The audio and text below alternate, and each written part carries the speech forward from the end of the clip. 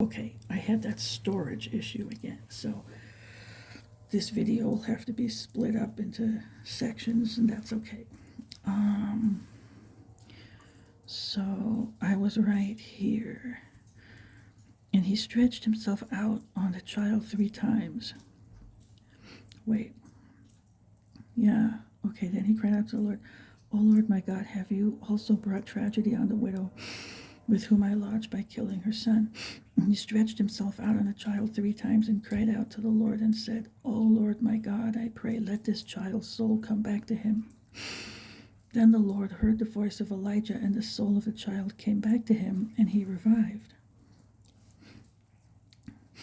And Elijah took the child and brought him down from the upper room into the house and gave him to his mother. And Elijah said, See, your son lives. Then the woman said to Elijah, Now by this I know that you are a man of God, and that the word of the Lord in your mouth is the truth. Okay, so we have that miracle, and then and I talked about different kinds of resurrections and miracles, so I won't dive into that now. I don't want to use up too much space. Okay, 18. And it came to pass after many days that the word of the Lord came to Elijah in the 3rd year, saying, Go, present yourself to Ahab, and I will send rain on the earth.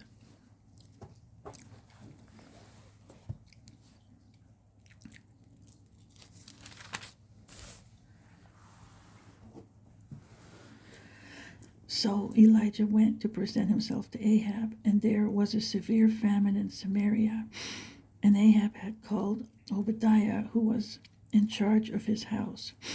Now Obadiah feared the Lord greatly, for so it was, while Jezebel massacred the prophets of the Lord, that Obadiah had taken 100 prophets and hidden them, 50 to a cave, and had fed them with bread and water. Okay, so the 7,000 come up, but he hid 150 in a cave. So, or 100 of them and 50 in each cave. That's what it was. So, okay. And Ahab had said to Obadiah, Go into the land, to all the springs of water and to all the brooks. Perhaps we may find grass to keep the horses and mules alive, so that we will not have to kill any livestock. So they divided the land between them to explore it. Ahab went one way by himself, and Obadiah went another way by himself. Now as Obadiah was on his way, suddenly Elijah met him, and he recognized him and fell on his face and said, Is that you, my lord Elijah? And he answered him, It is I. Go tell your master Elijah is here. So he said, How have I sinned that you are delivering your servant into the hand of Ahab to kill me? As the Lord your God lives, there is no nation or kingdom where my master has not sent someone to hunt for you. And when they said, He is not here, he took an oath from the kingdom or nation that they could not find you. So they were looking for him like crazy. And now you say, Go tell your master Elijah is here. And it shall come to pass, as soon as I am gone from you, that the Spirit of the Lord will carry you to a place I do not know. So when I go and tell Ahab that he cannot find you, he will kill me. But I, your servant, have feared the Lord from my youth. Was it not reported to my Lord what I did when Jezebel killed the prophets of the Lord? How I hid 100 men of the Lord's prophets, 50 to a cave, and fed them with bread and water. And now you say, Go tell your master Elijah is here, he will kill me. Then Elijah said, As the Lord of hosts lives, before whom I stand, I will surely present myself to him today. So Obadiah went to meet Ahab and told him, and Ahab went to meet Elijah. Then it happened, when Ahab saw Elijah, that Ahab said to him, Is that you, O troubler of Israel? And he answered, I have not troubled Israel, but you and your father's house have, in that you have forsaken the commandments of the Lord and have followed the Baals. Now therefore send and gather all Israel to me on Mount Carmel, the 450 prophets of Baal and the 400 prophets of Asherah who eat at Jezebel's table. Okay, so that's the deal there. Now, here, this is the Mount Carmel thing. So Ahab sent for all the children of Israel and gathered the prophets together on Mount Carmel. And Elijah came to all the people and said, "How long will you falter between two opinions? If the Lord is God, follow him, but if Baal, follow him." But the people answered him not a word. Then Elijah said to the people, "I alone am left a prophet of the Lord, but Baal's prophets are 450 men. Therefore, let them give us 2 bulls, and let them choose 1 bull for themselves, cut it in pieces, and lay it on the wood, but put no fire under it. And I will prepare the other bull and lay it on the wood, but put no fire under it. Then you call on the name of your gods, and I will call on the name of the Lord. And the God who answers by fire, he is God." So all the people answered and said, "It is well spoken." Now Elijah said to the prophets of Baal, "Choose 1 bull for yourselves, and prepare it first, for you are many, and call on the name of your God, but put no fire under it." So they took the bull which was given them, and they prepared it, and called on the name of Baal from morning and even till noon, saying, "O Baal, hear us." But there was no voice, no one answered. Then they leaped about the altar which they had made. And so it was at noon that Elijah mocked them and said, "Cry aloud, for he is a god. Either he is meditating, or he is busy, or he is on a journey, or perhaps he is sleeping and must be awakened." So they cried aloud and cut themselves, as was their custom, with knives and lances, until the blood gushed out on them. And when midday was past, they prophesied until the time of the offering of the evening sacrifice, but there was no voice, no one answered, no one paid attention. Then Elijah said to all the people, "Come near to me." So all the people came near to him, and he repaired the altar of the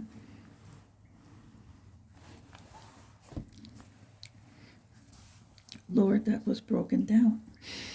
And Elijah took 12 stones according to the number of the tribes of the sons of Jacob, to whom the word of the Lord had come, saying, "Israel shall be your name." Then with the stones he built an altar in the name of the Lord, and he made a trench around the altar large enough to hold 2 sheaves of seed. And he put the wood in order, cut the bull in pieces, and laid it on the wood, and said, "Fill 4 water pots with water, and pour it on the burnt sacrifice and on the wood." Then he said, "Do it a second time." And they did it a second time. And he said, "Do it a third time." And they did it a third time. Also, so the water ran all around the altar, and he also filled the trench with water.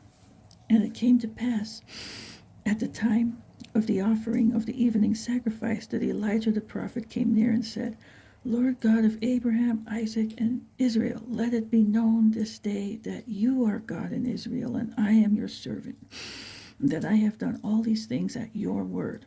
Hear me, O Lord, hear me, that this people may know that you are the Lord God, and that you have turned their hearts back to you again." Then the fire of the Lord fell and consumed the burnt sacrifice and the wood and the stones and the dust, and it licked up the water that was in the trench. Now when all the people saw it, they fell on their faces, and they said, "The Lord, he is God, the Lord, he is God." And Elijah said to them, "Seize the prophets of Baal, do not let one of them escape." So they seized them, and Elijah brought them down to the brook Kishon and executed them there. Okay. Then Elijah said to Ahab, "Go up, eat and drink, for there is the sound of abundance of rain." So Ahab went up to eat and drink, and Elijah went up to the top of Carmel. Then he bowed down on the ground and put his face between his knees and said to his servant, "Go up now, look toward the sea." So he went up and looked and said, "There is nothing." And 7 times he said, "Go again." Then it came to pass the 7th time that he said, "There is a cloud." as small as a man's hand, rising out of the sea. So he said, "Go up, say to Ahab, prepare your chariot and go down before the rain stops you." Now it happened in the meantime that the sky became black with clouds and wind, and there was a heavy rain. So Ahab rode away and went to Jezreel. Then the hand of the Lord came upon Elijah, and he girded up his loins and ran ahead of Ahab to the entrance of Jezreel. Okay. Now 19. Okay, and Ahab told Jezebel all that Elijah had done, also how he had executed all the prophets with the sword. Then Jezebel sent a messenger to Elijah, saying, "So let the gods do to me, and more also, if I do not make your life as the life of one of them by tomorrow about this time." And when he saw that, he arose and ran for his life and went to Beersheba, which belongs to Judah, and left his servants there. But he himself went a day's journey into the wilderness and came and sat down under a broom tree. And he prayed that he might die and said, "It is enough. Now, Lord, take my life, for I am no better than my fathers." Then, as he lay and slept under a broom tree, suddenly an angel touched him and said to him, "Arise and eat." Then he looked, and there by his head was a cake baked on coals and a jar of water. So he ate and drank and lay down again. And the angel of the Lord came back the second time and touched him and said, "Arise and eat, because the journey is too great for you." So he arose and ate and drank, and he went in the strength of that food 40 days and 40 nights as far as Horeb, the mountain of God. And there he went into a cave and spent the night in that place. And behold, the word of the Lord came to him. And he said to him, "What are you doing here, Elijah?" So he said, "I have been very zealous for the Lord God of hosts, for the children of Israel have forsaken your covenant, torn down your altars, and killed your prophets with the sword. I alone am left, and they seek to take my life." Then he said, "Go out and stand on the mountain before the Lord." And behold, the Lord passed by, and a great and strong wind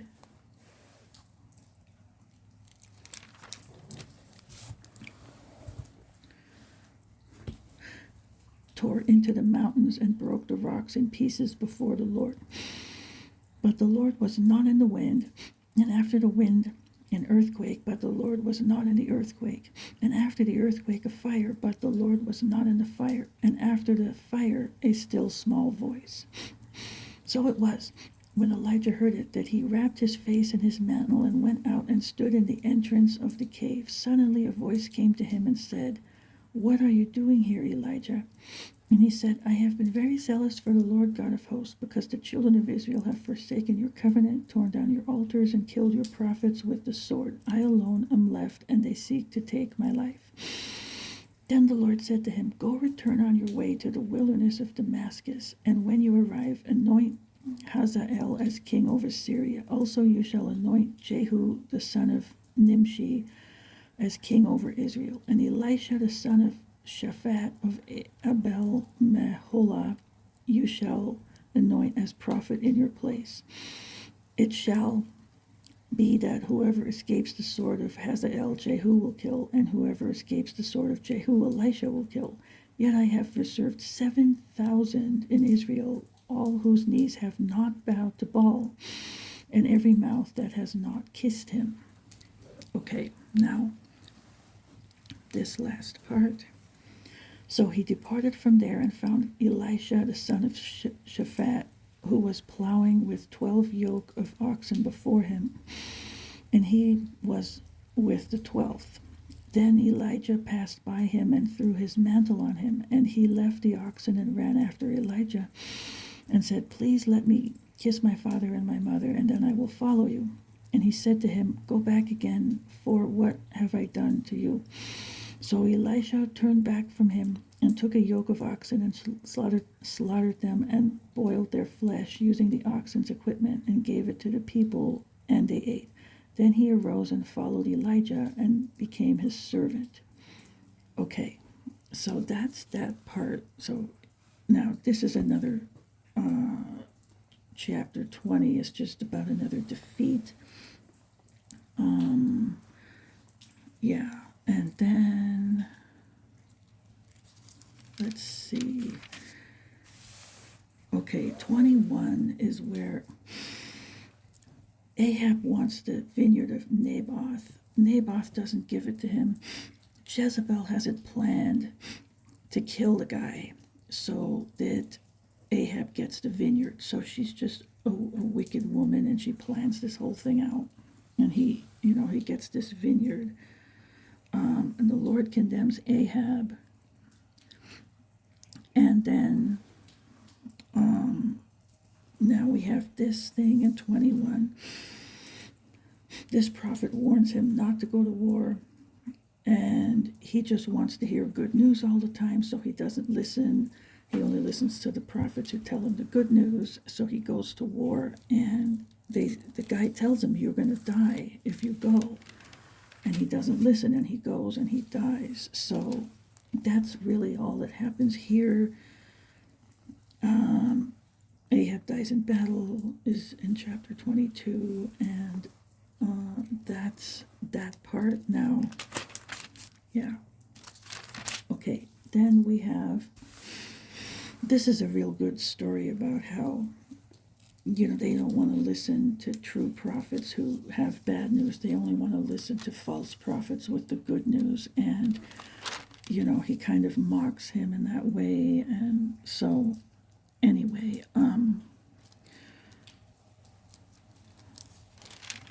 I might do that later. Okay, now 2 Kings 1 and 2 is where, let me see, yeah, another king who doesn't seek the Lord, and he goes to a false god. And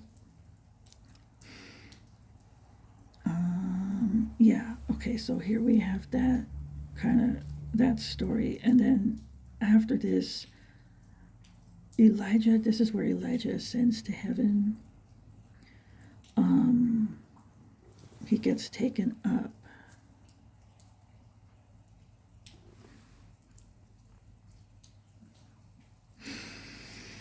So here, yeah, let me find it. Yeah, he gets taken up, and it's a whirlwind. It's that story where he gets taken up in a whirlwind, and then Elisha takes over after him. Let me see.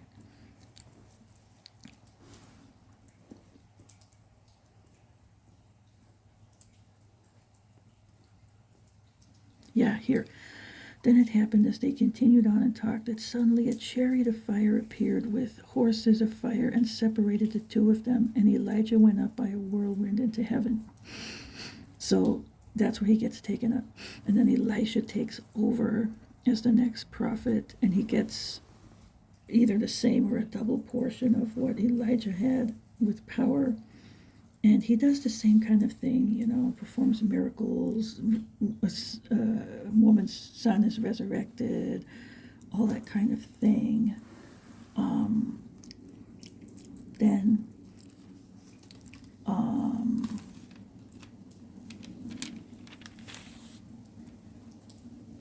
Elisha, everything about him goes on, chapter 2, 3, 4, 5, 6, 7, and 8. So it's, very similar to what Elijah did, basically. And then over here, lepers are healed, all kinds of things are happening. Let me see here. I'm looking for a certain thing.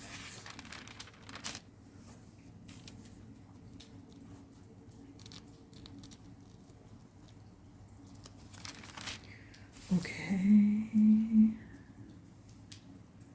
Jehu becomes king. Okay, it's here, verse 30 to 37 is this one. Here's her Jezebel's violent death comes up here. Now when Jehu had come to Jezreel, Jezebel heard of it, and she put paint on her eyes and adorned her head, and looked through a window. Then as Jehu entered at the gate, she said, "Is it peace, Zimri, murderer of your master?" And he looked up at the window and said, "Who is on my side? Who?" So 2 or 3 eunuchs looked out at him. Then he said, "Throw her down." So they threw her down, and some of her blood splattered on the wall and on the horses. And he trampled her underfoot. And when he had gone in, he ate and drank. Then he said, "Go now, see to this accursed woman, and bury her, for she was a king's daughter." So they went to bury her, but they found no more of her than the skull and the feet and the palms of her hands. And this was prophesied, and that's exactly what happened. Therefore they came back and told him, and he said, "This is the word of the Lord which he spoke by his servant Elijah the Tishbite, saying, on the plot of ground at Jezreel, dogs shall eat the flesh of Jezebel, and the corpse of Jezebel shall be as refuse on the surface of the field in the plot at Jezreel, so that they shall not say, Here lies Jezebel." Okay, so that's the end of her. And then in chapter 10, Ahab has 70 sons, and they're all killed. And others of his are like servants, and whoever worked for him was killed. So that's over there.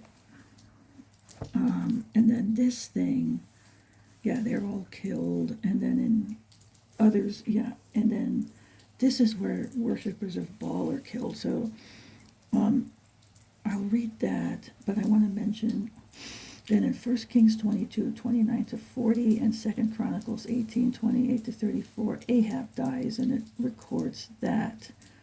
In 2 Kings 17, Israel is carried away captive to Assyria for their apostasy. Okay, so now for this little section, I'll just read this 18 to 28. So then Jehu gathered all the people together and said to them, "Ahab served Baal a little.